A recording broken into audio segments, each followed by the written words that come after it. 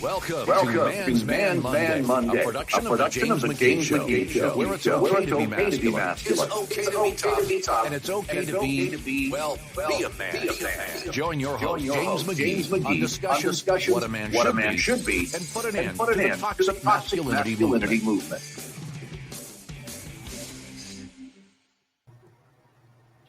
Welcome back to the James McGee Show. I am your host. I am James McGee. And this is Man's Man Monday, where we talk about being a man.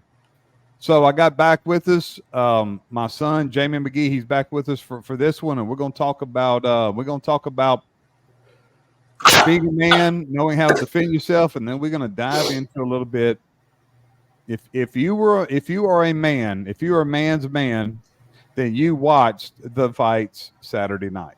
And if you didn't watch the fights Saturday night, you watched the highlights. It was one of the best cards, so we're both fans, and we're going to get into that. Jamie, welcome.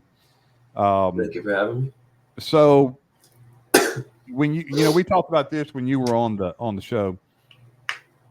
You started taking jiu-jitsu when you were about 6, and you took it till you were in your teens, and you competed. You know, my never cared about you competing, which you did well, but it was important to me that you knew how to fight. And I think that is a skill that people underestimate. You know, we have zero tolerance in most of our schools, and that has eliminated some fights. And I go back and forth. I got mixed feelings about that rule. But tell us what you think. You didn't get in fights. You didn't get in a lot of fights. I don't know if you got in any. Do you think that the confidence that you had of the skills that you knew that you had assisted you in not getting in fights? You had the confidence and you didn't have any. So what do you think? Just tell me what you think about you knowing how to fight at a young age. I definitely think it built a lot of confidence. I mean, there's a lot of confidence that comes, like you said, it comes with knowing that you can defend yourself if need be. So, and I think that confidence kind of carried into kicking and other sports that I did, and kind of built off of that. So, now you didn't get in a lot of fights. No, I didn't really have that kind of aggressive personality. Even if someone did try, I was more kind of the one to want to avoid the fights. Even though, like you said, I knew how to if I needed to. But do you think that knowing how to fight gives you the power to avoid them? I know sometimes I would look at people like, dude, you have no clue. Calm down. You don't have a clue what you're about to get into. Yeah, I do think that.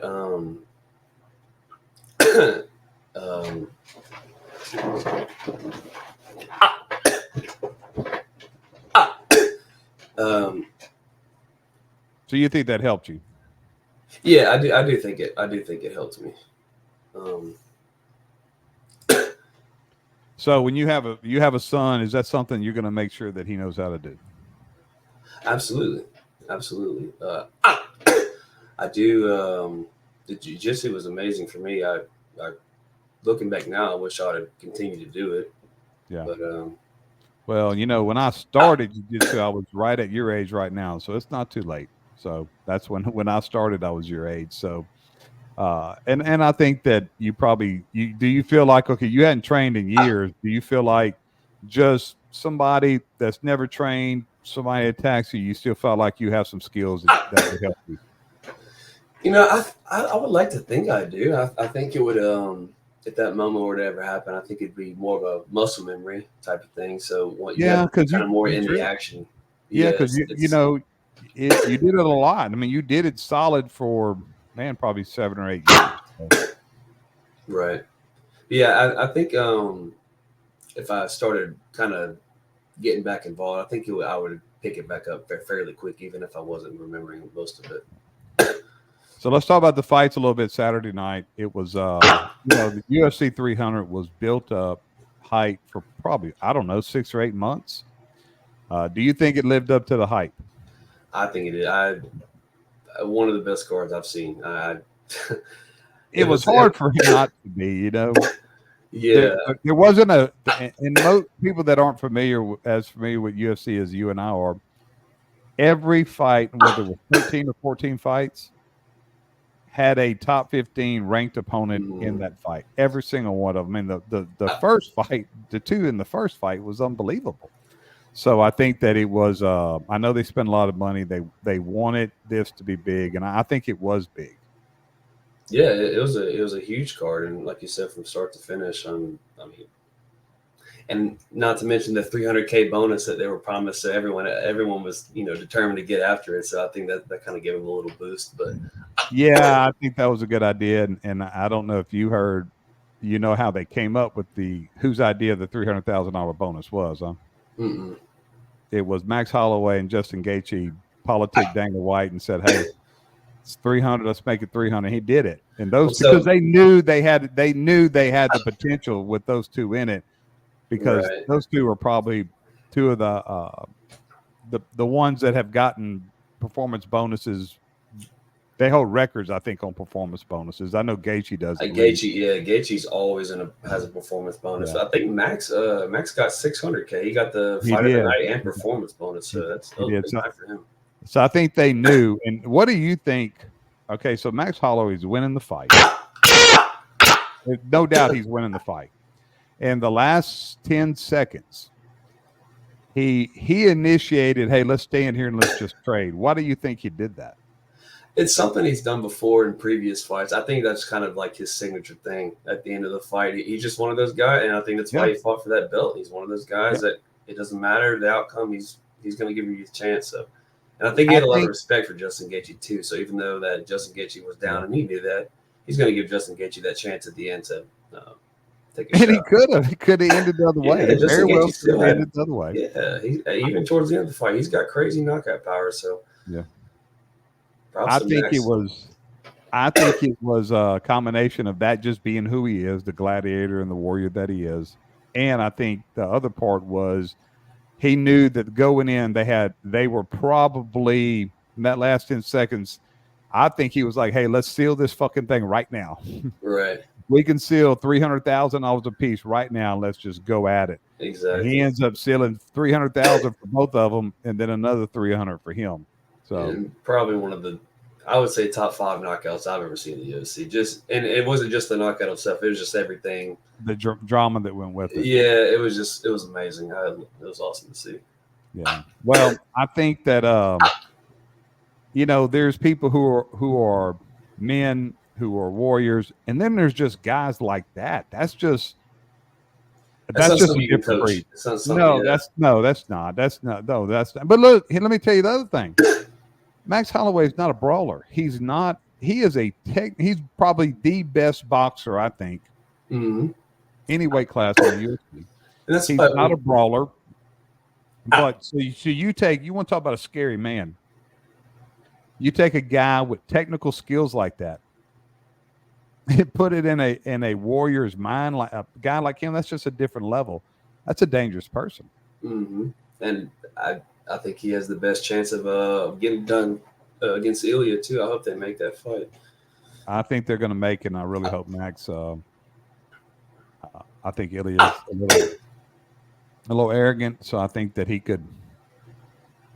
It's going to be good. We're going to see how good he really is. I mean, Ilya has definitely fought some of the best, but you're going to find out real quick because Max is going to take him into some deep waters. Yeah, and you forget too that Max is only 32 years old. So I didn't realize that. I'm telling you, I didn't realize that until the other night. He came up and I'm like, it seems like he's been fighting here for 20 years. Yeah, he could still be in his prime. This could be where he really reaches the top. I know he's been featherweight champ and stuff, but he's got a lot of room to grow still. He's only 32.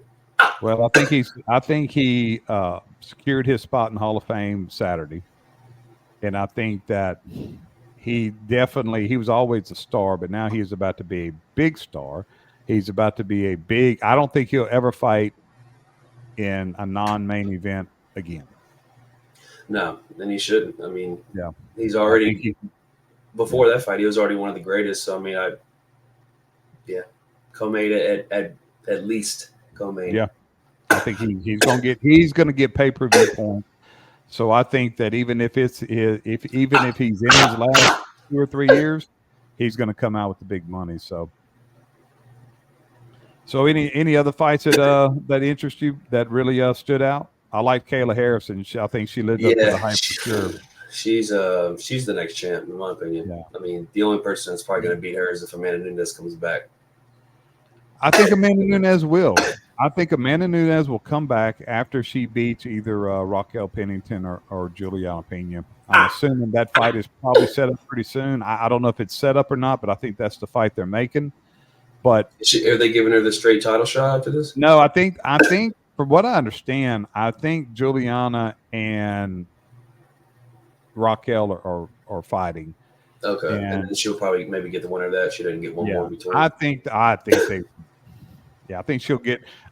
Amanda's only going to come back to fight for the title, and I think she's only going to come back to fight her. So I think that those two fight. Kayla fights the winner, and I just don't see either one of them being able to handle her. She's her big. Power. She's big. Yeah, you watch her and like she's just like her back, her lats, like she's just stocky. I don't know. Yeah, and she this is the first time she had cut to 135. She had been fighting in the PFL at 150.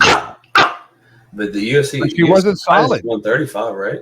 Yeah, but she wasn't, and she came in. She wasn't, she wasn't fat, but she definitely wasn't. She wasn't ripped. So I think she could lose the weight. I don't know how much she's cutting, but that was she was impressive.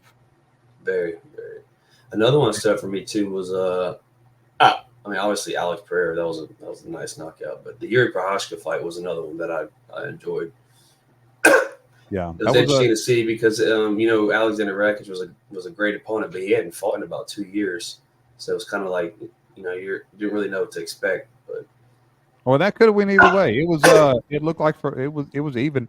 If you look at the odds of the fights, they did a good job matchmaking because the only fight that had high odds, besides if you did a parlay, was the Bo Nickel. Everybody else was. I don't think anybody else was plus over 200. There wasn't anybody over 3. It wasn't no plus 300s. Right. So that shows the matchmaking in that in the fights proved the odds maker right. Right. There was another one too. I just thought about it. Diego Lopez, was that his name? Yeah. That young and up and coming guy. Yeah. He looked very good. He looked good. I think he ended up getting some money from him too. Yeah. Now the co-main event, I can't pronounce any one of the Chinese ladies' names, but that was I think you take I think that could have been that could have been fight of the night too. Yeah, I had never heard of the girl who was challenging her, but she looked very good. Because is very good. So yeah, so you just see some skill levels that just the skill level keeps, and I think what it is that, back when you were training years ago, and I was training when you were a kid, it was jiu-jitsu. These kids now are coming up, and let's say if you'd have stayed training, and you got kids who were training at starting at 6 years old, and they're training everything. They're training MMA. They're training to fight MMA because MMA is so popular. So you get kids that are 18, 19 years old, and they're good strikers. They're good grapplers. They've been training everything for all these years. So I think that you're starting to see that, you're starting to see that skill level. Now, then you have people like Alex Bahia, who is just, his kickboxing. And just his mentality is so different. Right. And he wants to go to heavyweight. I don't know if Dana was kind of really not too. Yeah, I think that has to do with there's never been a 3-division champ. Why not? But I think there's some fights. But I think Dana's point is, hey, there's some fights in light heavyweight for him. It's not like, you only do that when you clean out a division. When you start cleaning out divisions, that's when it's time to do that. And right. There's some light heavyweights that are good fights for him. So I think that if he keeps doing what he's doing, then I think that going up to heavyweight and trying to be the first 3-division champ, I think that would be good. The dude's definitely big enough. I mean, he cuts down. He's like 6'5", and I think he just said after cutting down, he was like almost 240 on fight night, 235. How that man ever made 185, that is beyond me. Insane. And he shows that he definitely doesn't need it. But I think he could compete with because I know Tom Aspinall is just such a big guy. Those heavyweights, he's big, but like they're just, I don't know. There's some of them heavyweights that they're just thicker and I don't know. Well, where the heavyweights are different than to me where they used to be, is they're not just big, they're extremely athletic. You're getting a lot of heavyweights that are transitioning from other sports that, you know, require a lot of athleticism, and they end up just, when you take a guy who's got technical skill. Look at Cyril Gane. I mean, that guy, his skill level, but look his athleticism. Look the way he moves, and that's going to be hard for people like that. You know, the just big, bulky heavyweights. It's just not where they're at anymore. Right, and I thought Cyril Gane was going to be one of the guys that would be the next champ, but he could have been.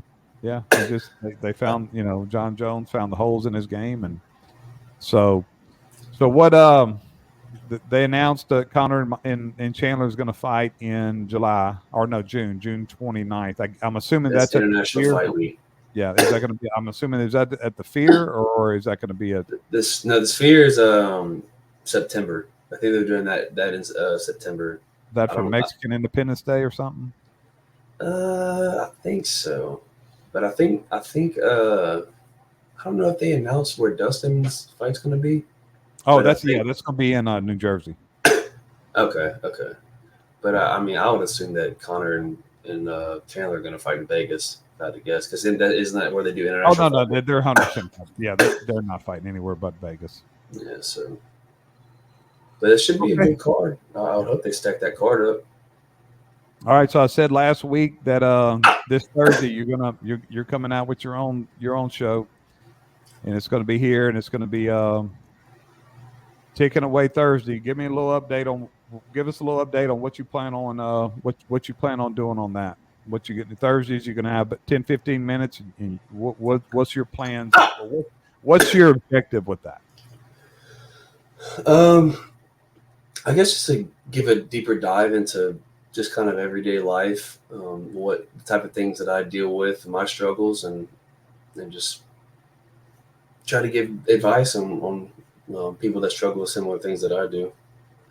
You seem to be today seems to be a pretty good day. You're going to give some tips on things that you do to keep, you know, people that are dealing with Tourette's or listening. Yeah. Things I've been doing. Your things you follow, things you do, diet, and that kind of stuff. You plan on doing that. There it is. Yeah. We got Nana had ordered some. We have the essential oils. So there's a brand. They want to see that. So that's another thing I want to be trying, because I used to do the essential oils and they seem to help. Just nothing crazy. Just kind of help soothe you a little bit. Okay, well, I'm definitely looking forward to it, and I think it's gonna do well, and I think it's gonna, you know, really help some people, and I'm definitely proud of you doing it. You got anything else that you want to add before Thursday? Just tune in and enjoy, and if anyone ever has any questions, you know, reach out and I'll do the best that I can to answer. Well, sounds good. That will do it for Man's Man Monday. McGee and McGee are out.